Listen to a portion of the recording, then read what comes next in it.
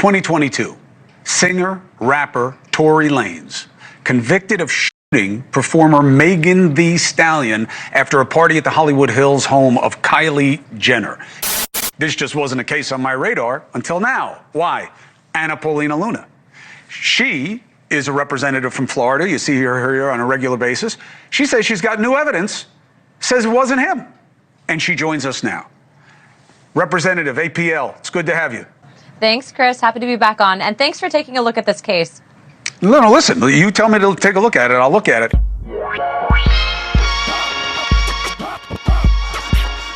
What's going on, everyone? This is your man, Brandon Geo, one half of Residual Impact.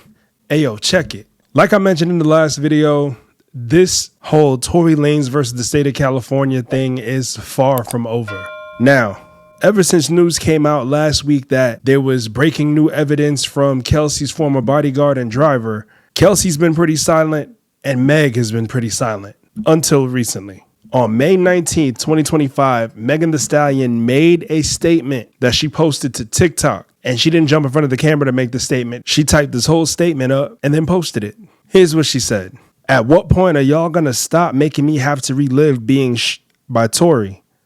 At what point are Tory and y'all fans gonna stop lying? Like, how much is the check to keep harassing me? Why is this happening every day? 1 minute him/y'all said I was never now y'all letting him play in y'all face again and say I was but it wasn't him. Oh, okay. I'm sick of this shit. Leave me the F alone. He ain't dare get on that stand and deny he me, and that was his choice because he knows he did that shit. I don't give a about a blog or a bot. Why in the would me, Megan Thee Stallion, have to lie on this about shooting me? How y'all mad at the person that got Facts are facts. He did it.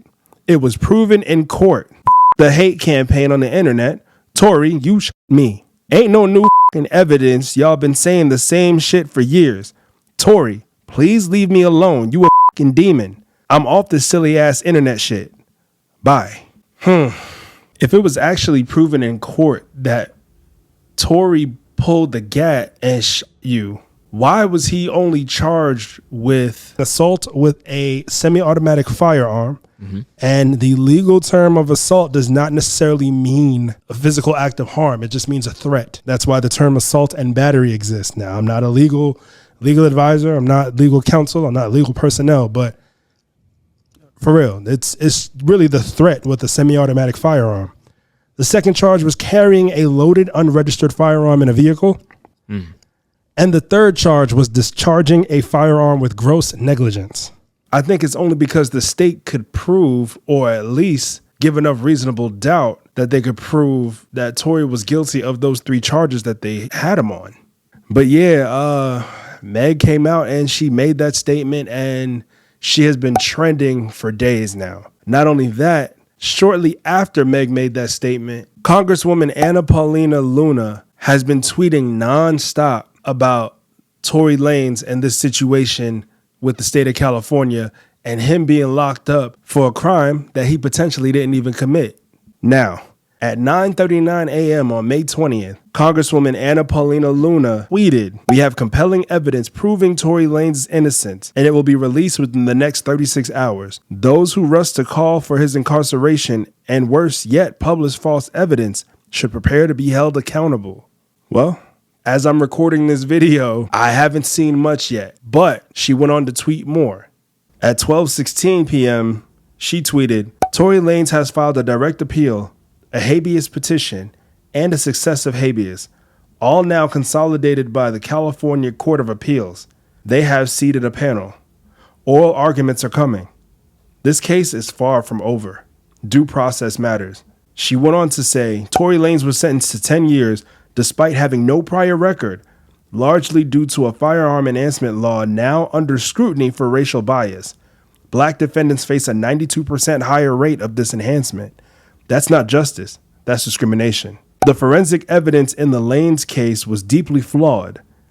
0.01% chance his DNA was on the firearm, 0% on the magazine, no fingerprints, DNA from 4 individuals found.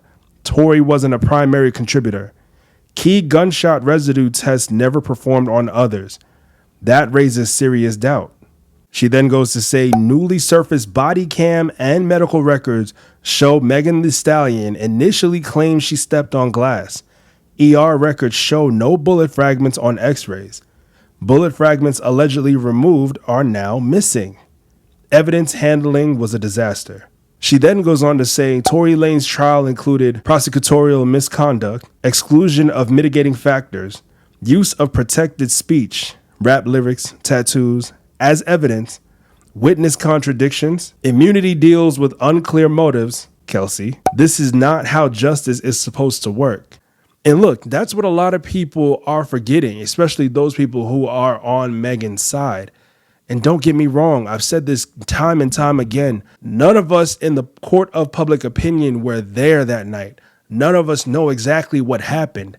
However, the thing that blows my mind the most about this whole situation is that people's stories kept changing. We were inside the Criminal Justice Center where Kelsey Harris testified, and it blew everyone's mind. She basically recanted her entire statement that she made to the prosecution back in September. They did a very lengthy interview with her, and she basically is saying today that she doesn't remember any of the events that took place when the shooting occurred. You can tell the prosecution was extremely frustrated. I'm sure they called her as a witness because they thought she was going to come in, identify Tory as a shooter, and pretty much help them make this case. That did not happen. She basically said that in September, she's had a baby, she's had some things happen in her family, someone's died, and she's been under a lot of stress, and that is why she cannot recall the events of the evening. Not only that, but Kelsey was granted immunity. She was asked, though, specifically if she shot Megan, and that she said no to. When asked if Tory shot Megan, she said she did not recall seeing him do anything. Here's what was interesting. She also never called it a shooting. What she said was that she heard gunshots. She never used the word shooting. Earlier, I mentioned that she had immunity, which was basically given to her, so anything she said would not be used against her. Her attorney also made sure to let the judge know that she was going to be asserting her Fifth Amendment right, which she did several times when she was asked questions that she did not want to answer. She said that she didn't want to incriminate herself. The stories kept changing on everybody's end. And did you have an intimate relationship with him? Like sexual? Yeah. Megan, did you have a sexual relationship with Tory Lanez? Yes, that's my question.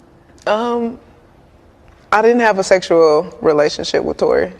Yes, bitch, I lied to Gail King, bitch. First of all, I didn't know that bitch was even gonna ask me about that shit. Bitch was always gonna talk about this shooting. Why'd you ask me about f***ing Tory? That's not what this is about. Even if I was, I f***ed this nigga like once, maybe twice on a drunk night. Bitch, you kept catching me out of my f***ing mind.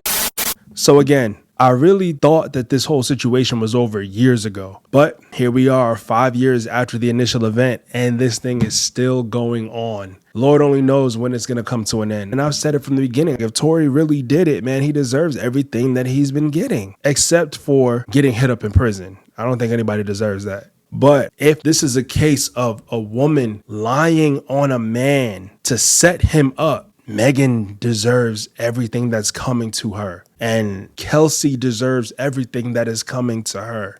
If these two, in fact, lied on Tory to set him up, send him to prison, essentially get him out of here. 2022, singer, rapper Tory Lanez, convicted of shooting performer Megan Thee Stallion after a party at the Hollywood Hills home of Kylie Jenner. Here's the story. They're at the party. After the party, they get into an argument. Lanez tells Megan Thee Stallion, dance, and shoots at her feet like a cowboy movie, hits her. Proof?